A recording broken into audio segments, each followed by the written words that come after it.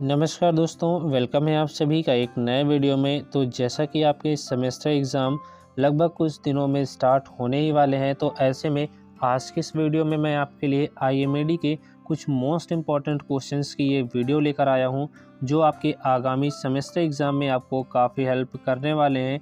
और आज की इस वीडियो से आपको मैक्सिमम क्वेश्चन अपने सेमेस्टर एग्ज़ाम में देखने को अवश्य मिलेंगे। तो वीडियो को अंत तक देखिएगा और बताए गए इन सभी क्वेश्चंस को एक बार पढ़ के ज़रूर जाइएगा, क्योंकि आज की इस वीडियो से आपको 35 से लेकर 40 नंबर तक के जो क्वेश्चन हैं बिल्कुल सेम टू सेम अपने सेमेस्टर एग्ज़ाम में यहीं से देखने को मिलने वाले हैं। तो चलिए बिना किसी देरी के आज के सेशन की शुरुआत कर देते हैं।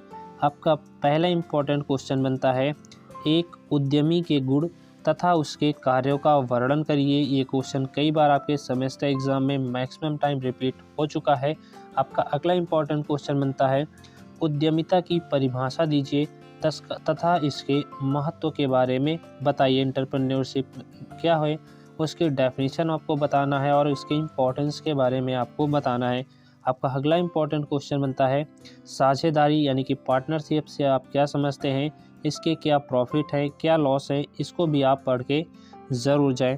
आपका अगला इम्पोर्टेंट क्वेश्चन जिस पे शॉर्ट नोट कई बार पूछा जाता है, वाणिज्यिक बैंक जिसको आप इंग्लिश में कॉमर्शियल बैंक कहते हैं, तो कॉमर्शियल बैंक क्या है, सिडबी क्या है, एमएसएमई क्या है, नाबार्ड क्या है। ये 4 ऐसे टॉपिक हैं जो लगभग हर बार आपके सेमेस्टर एग्ज़ाम में कोई एक ना एक आपके सेमेस्टर एग्ज़ाम में पूछा ही जाता है। तो इन चारों टॉपिक्स को अच्छे से तैयार ज़रूर कर लें। आपका अगला इम्पोर्टेंट क्वेश्चन बनता है, प्रोजेक्ट रिपोर्ट क्या है, इसकी प्रमुख विशेषताओं का वर्णन करिए।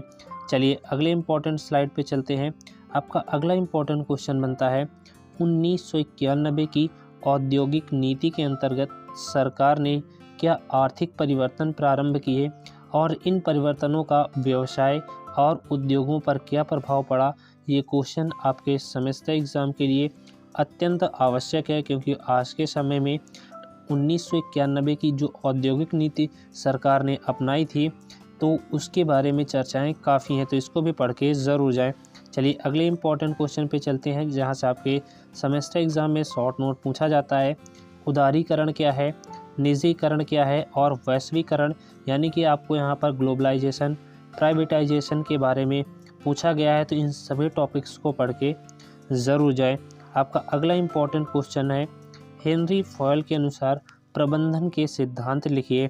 तो हेनरी फॉयल ने जो आपके प्रबंधन के सिद्धांत बताए थे, उसी के बारे में आपको बताना है कि हेनरी फॉयल ने जो मैनेजमेंट है उसके कौन कौन से सिद्धांत बताए थे। आपका अगला इम्पोर्टेंट क्वेश्चन बनता है, प्रबंधन के कार्यों का वर्णन करिए, यानी कि जो आपका मैनेजमेंट होता है उसके कार्य क्या होते हैं, उसके बारे में आपको बताना है। आपका अगला इम्पोर्टेंट क्वेश्चन है, संगठन यानी कि ऑर्गेनाइजेशन क्या है और इसके सिद्धांतों के बारे में आप पढ़ के ज़रूर जाएं।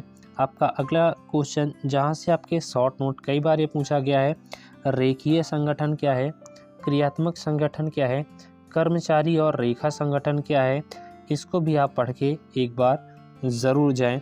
चलिए अगली स्लाइड पे चलते हैं। आपका अगला इम्पोर्टेंट क्वेश्चन बनता है, संगठन से आप क्या समझते हैं, एक कुशल संगठन संरचना की विशेषता बताइए। आपका अगला इम्पोर्टेंट क्वेश्चन बनता है, जो कि कई बार सेमेस्टर एग्ज़ाम में मैक्सिमम टाइम रिपीट हुआ है, नेतृत्व से आप क्या समझते हैं, इसकी आवश्यकता और इसके महत्व के बारे में बताइए। नेतृत्व को आप इंग्लिश में लीडरशिप भी कहते हैं। तो लीडरशिप क्या होती है, इसकी नेसेसिटी क्या होती है, आवश्यकता क्या होती है और इसका इम्पोर्टेंस क्या है, उसी के बारे में आपको बताना है। आपका अगला इम्पोर्टेंट क्वेश्चन बनता है, प्रोत्साहन को परिभाषित करिए। प्रोत्साहन क्या होती है, इसके महत्व के बारे में बताइए। अगले इम्पोर्टेंट क्वेश्चन पे चलते हैं। कुछ प्रमुख व्यक्तित्व हैं जिस पर शॉर्ट नोट पूछा जाता है, डॉक्टर भीमराव अंबेडकर, वल्लभ भाई पटेल और डॉक्टर एपीजे अब्दुल कलाम के बारे में शॉर्ट नोट इनके व्यक्तित्व के बारे में पूछा जाता है।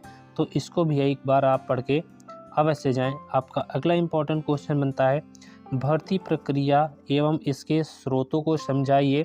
जो आपकी भर्ती प्रक्रिया क्या होती है, इसके स्रोत कौन कौन से होते हैं, इसको आप पढ़ के ज़रूर जाइए। ये क्वेश्चन आपके सेमेस्टर एग्ज़ाम में 2 से 3 बार रिपीट हो चुका है। चलिए अगली स्लाइड पे चलते हैं। आपका अगला इम्पोर्टेंट क्वेश्चन बनता है स्कंध नियंत्रण से आप क्या समझते हैं, इसके उद्देश्यों के बारे में बताएं। स्कंध नियंत्रण क्या होता है पहले तो आपको ये पता होना चाहिए, और उसके बाद उसके मेन पर्पस क्या है, किस पर्पस के लिए उसको बनाया गया है, इसको भी आप पढ़ के ज़रूर जाएं। आपका अगला इम्पोर्टेंट क्वेश्चन विज्ञापन से आप क्या समझते हैं, इसकी विशेषताओं का वर्णन करिए। विज्ञापन को आप इंग्लिश में एडवर्टाइजमेंट भी कहते हैं।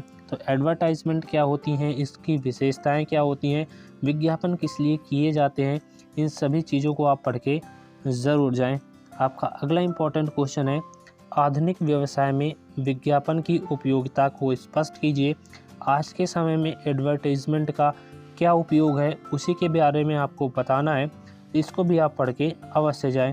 आपका अगला इम्पोर्टेंट क्वेश्चन जहां से शॉर्ट नोट कई बार पूछा गया है, डिस्काउंट यानी कि बट्टा क्या होता है, स्थिर पूंजी क्या होती है, जिसको आप इंग्लिश में फिक्स्ड कॉस्ट भी कहते हैं या फिक्स्ड कैपिटल भी कहते हैं, कार्यशील पूंजी क्या होती है, इसको आप इंग्लिश में वर्किंग कैपिटल भी कह सकते हैं। तो डिस्काउंट क्या है, फिक्स्ड कैपिटल क्या है, वर्किंग कैपिटल क्या है, इसको भी आप पढ़ के ज़रूर जाएं। चलिए अगली स्लाइड पे चलते हैं। आपका अगला इम्पोर्टेंट क्वेश्चन बनता है विपणन यानी कि मार्केटिंग क्या है, इसकी परिभाषा आपको बतानी है और इसकी विशेषताएं क्या हैं उसके बारे में आपको बताना है। आपका अगला इम्पोर्टेंट क्वेश्चन बनता है कार्य संस्कृति से आप क्या समझते हैं, एक अच्छी कार्य संस्कृति से किसी संगठन यानी कि ऑर्गेनाइजेशन को क्या क्या लाभ हो सकते हैं, उसके बारे में आपको बताना है। आपका अगला इम्पोर्टेंट क्वेश्चन बनता है बैलेंस शीट क्या होती है, उसकी डेफिनेशन बतानी है। बैलेंस शीट के प्रकार भी पढ़ लीजिएगा और बैलेंस शीट का महत्व क्या है, इसके भी बारे में आप पढ़ के ज़रूर जाएं। आपका अगला इम्पोर्टेंट क्वेश्चन बनता है TQM, जिसको आप टोटल क्वालिटी मैनेजमेंट कहते हैं। तो TQM क्या है, इसके बारे में आपको बताना है। शॉर्ट नोट आपका कई बार पूछा जाता है ISO 9000 क्या है, और JIT जिसको आप इंग्लिश में जस्ट इन टाइम भी कहते हैं, ये क्या है। ये सारे टॉपिक आपके आगामी सेमेस्टर एग्ज़ाम के लिए काफ़ी इम्पोर्टेंट होने वाले हैं। इन सभी प्रश्नों को अपने सेमेस्टर एग्ज़ाम देने से पहले पढ़ के ज़रूर जाएं। तो उम्मीद करता हूँ आज के सारे इम्पोर्टेंट क्वेश्चन आपको अच्छे लगे होंगे, और यकीन मानिए मैक्सिमम क्वेश्चन आपको आज की इस वीडियो से अपने सेमेस्टर एग्ज़ाम में क्वेश्चन पेपर में देखने को ज़रूर मिलेंगे। तो मिलते हैं आपसे नेक्स्ट वीडियो में। बाकी आपको अन्य किसी सब्जेक्ट के इम्पोर्टेंट क्वेश्चन की वीडियो चाहिए तो आप हमें कमेंट बॉक्स में कमेंट के माध्यम से कह सकते हैं। बाकी ये क्वेश्चन कैसे लगे आप हमें कमेंट के माध्यम से ज़रूर बताएं। तो मिलते हैं आपसे नेक्स्ट वीडियो में किसी और इम्पोर्टेंट सब्जेक्ट के क्वेश्चन के साथ। तब तक के लिए जय हिंद।